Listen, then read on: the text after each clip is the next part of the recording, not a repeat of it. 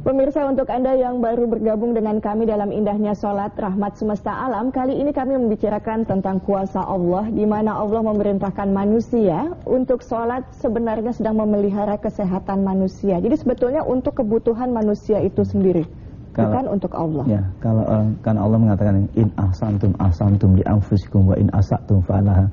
Sebenarnya kalau itu baik, itu untuk kamu. Kalau tidak baik, ya untuk kamu juga. Ya. Jadi kalau kamu tidak ikhlas, ya untuk kamu. Kalau kamu ikhlas, ya untuk kamu sebenarnya. Kalau dikaitkan dengan pertanyaannya Pak Suparjo di Semarang Pak Suparjo tadi, pertanyaannya adalah, boleh nggak sholat niatnya untuk kesehatan di samping kita beribadah pada Allah? Kalau kita perhatikan ya, setiap kata sholat selalu kata-kata lillahi ta'ala. Jadi jangan ada niatan untuk terapi, pengobatan, malah kayak perdukunan. Sebenarnya mintalah dengan lillahi ta'ala, otomatis lakukanlah apa yang dilakukan oleh Allah, yang diperintahkan Allah, itu otomatis akan menyehatkan badan. Yang penting pengetahuan tentang masalah sholat itu perdalam. Kenapa kok ruku, itu lebih kita teliti. Sehingga bolehlah kita mengatakan bahwa, oh saya mau hajat, saya mau sholat duha. Kan ada niat minta rezeki, niat minta hajat, kebutuhan tertentu. Tapi harus lillahi ta'ala.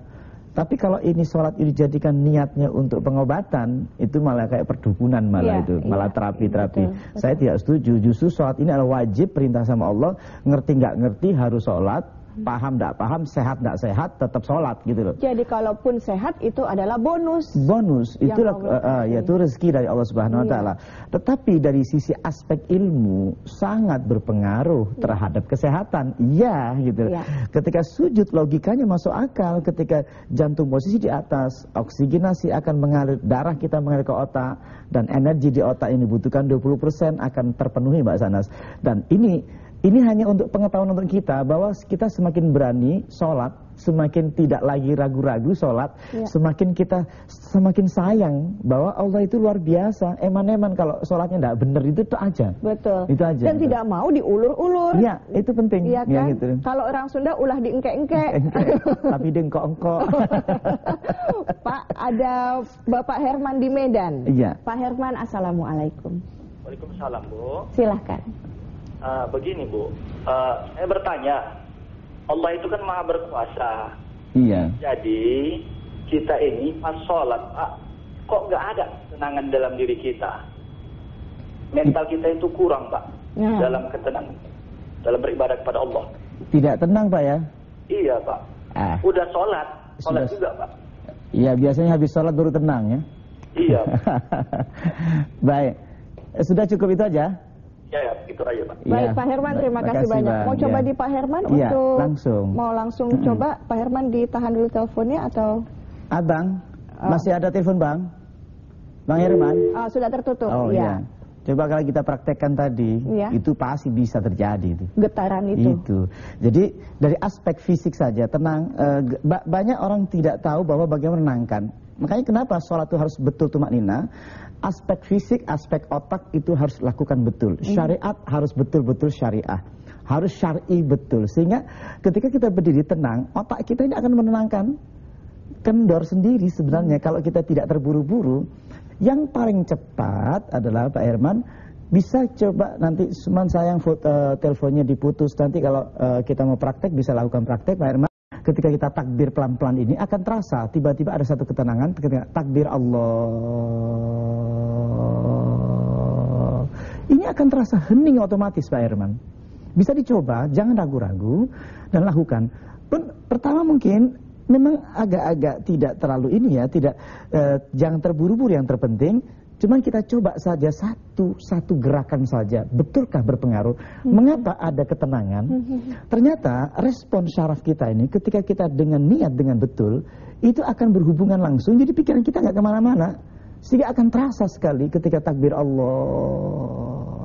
Aspek fisik masih Mbak Sanas, itu akan terasa tenang luar biasa. Ketika ada begini akan terasa diam.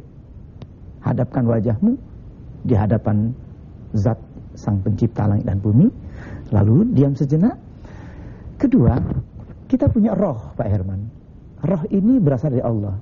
Kalau seandainya kita sadari bahwa tubuh adalah bahannya dari tanah, ruhani adalah dari Allah Subhanahu Wa Taala, maka kita kembali pada Allah. Ruhani kita naik, dalam bahasa Arabnya mi'raj, terbang. Ketika terbang begini, tubuh tetap seperti ini, tapi ruhani kita bisa melayang tinggi tak terbatas. Melesat jauh ke atas. Melesat jauh, melampaui ruang dan waktu, spaceless and timeless. Itu akan terasa, dan rasanya ekstas, dan rasanya luar biasa, tenangnya luar biasa, dan melampaui pengguna-pengguna narkoba segala macam. Itu sudah banyak dibuktikan itu. Dan itu rasanya seperti itulah terjadi silatun. Iya, nyambung. Pertemuan getaran antara Tuhan dan kita akan terasa, dan terasanya akan lebih tenang luar biasa. Buktikan hari ini menjelang berbuka puasa, coba dirasakan pelan-pelan, mumpung kita masih puasa, itu lebih clear, lebih bersih, itu lebih enak dan dirasakan dan nyaman itu. Baik, Pak Abu sekali lagi boleh ya Pak Abu ya untuk menjelaskan jadi spiritual versus fisik kaitannya kalau sholat ini hubungannya sekali lagi nih Pak Abu. Karena gini, sholatlah dengan sabar sehingga bonus apapun bisa didapatkan. Doa terkabul, sehat pun didapat. Kuncinya sabar. Orang macam saya lebih susah menjaga kesabaran itu. Jadi bisa tidak itu bisa melatih saya untuk juga jadi sabar? Saya justru bertanya, kenapa tidak sabar? Ya belum kali Pak. Sebenarnya mudah. Ya. Sabar itu sebenarnya kan kalau kita latih sebetulnya, itu mulai dari bagaimana penenangan otak kita sebenarnya. Relaksasi, semua orang bisa sabar. Mengapa secara refleks ketika kita marah suka ambil nafas Mbak Sanas? Sambil tahan diri kita, lalu dia masuk kamar langsung kadang-kadang pegang bantal kan gitu, kadang-kadang dia diam sekali. Secara alamiah kita itu punya alat bagaimana mengkontrol tubuh kita, mengontrol emosi kita. Salah satunya dengan tadi ada menangis, ada dengan marah. Tapi dalam Islam sabar itu bagaimana tundukkan kepala kepada Allah. Orang yang tunduk kepalanya pada Allah, semarah apapun, ini lama-lama otak kita akan turun. Otot kita akan turun. Semakin dibilang sama Allah, ya Allah maafkan saya, apalagi kita bilang maafkan saya ya Allah. Oh udah hilang itu dia emosi. Akan turun semua lagi. Makanya saat marah duduk. Rasulullah mengatakan ketika marah coba duduk, kan gitu. Kalau tidak bisa berbaring dan seterusnya. Relaksasi. Karena aspek tubuh ini sangat berpengaruh pada psikologis. Baik. Baik Pak Abu, semakin jelaslah bahwa memang betul-betul Islam itu adalah rahmatan lil alamin dan itu bisa dibuktikan dengan teori apapun dan dokter pun sudah membicarakan masalah itu. Kami akan kembali lagi sesudah ini pemirsa. Pemirsa, terima kasih Anda tetap menyaksikan indahnya sholat dengan Pak Abu Sangkan. Pak Abu terakhir ingin menyampaikan apa kepada pemirsa di rumah, silakan. Ya. Kesimpulan ya Mbak Sanas ya.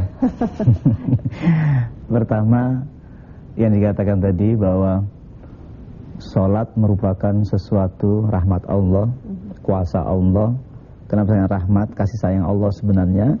Jadi tadi pertanyaan itu sebenarnya sangat bagus sebenarnya. Pertanyaan itu langsung bisa dipraktekkan saja.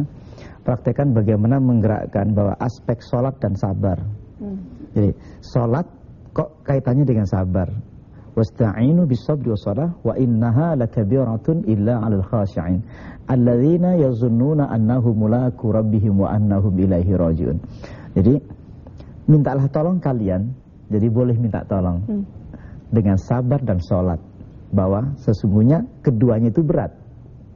Illa 'alal khashi'in, kecuali bagi yang khusyuk. Siapa yang khusyuk itu?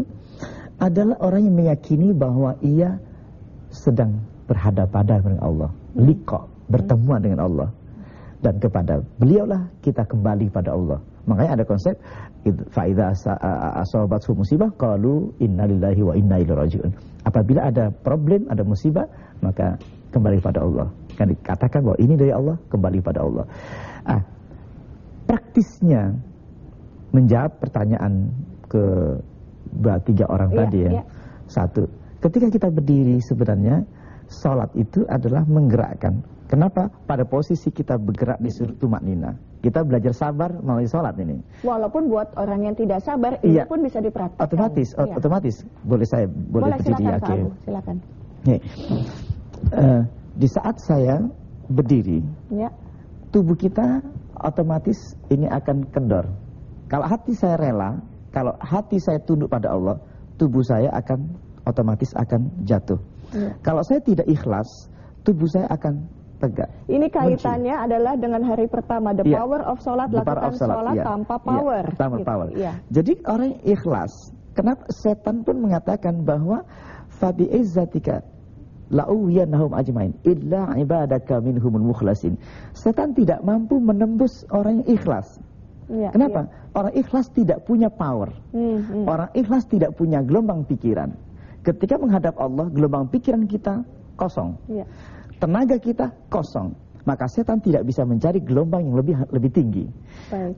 Setan bisa masuk jika gelombang kita ada, yaitu ego kita.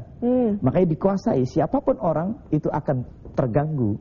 Makanya ketika kita ikhlas, tubuh ikhlas, kita latihan ikhlas, tubuh kita rela pada Allah, otomatis akan ditarik gravitasi bumi. Pasrahkan pada Allah, menyerah kepada Allah, tubuh ini akan seperti ada narik, dan tubuh ini akan ditarik oleh fitrahnya, yaitu bumi, asalnya bumi. Dan kembali lagi, dan digabungkan Mbak Sanas antara tubuh yang ikhlas, yang rela tumak nina, dan hati yang tumak nina, hati yang tunduk pada Allah.